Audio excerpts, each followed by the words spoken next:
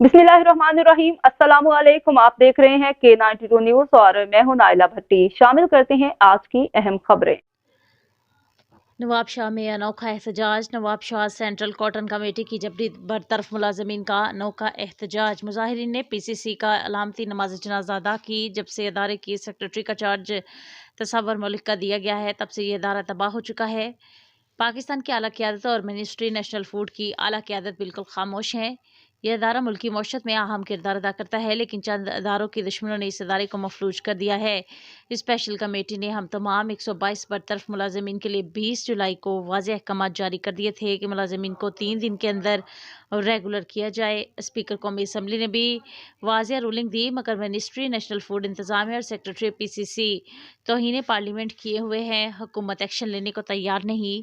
Ministry national food और PCC की इंतज़ामिया ने खुद को 1 सितंबर को तस्दीक कर दी कि 122 मुलाजमीन रेगुलर हो चुके हैं। हमें ना ज्वाइनिंग ऑर्डर मिले हैं और ना ही ऑफर ऑर्डर। खुदारा हमारा साथ इंसाफ किया जाए। चीफ जस्टिस ऑफ पाकिस्तान 122 मुलाजमीन की बरतरफी का नोटिस लें। मुजाहिरीन का मुतालिबा।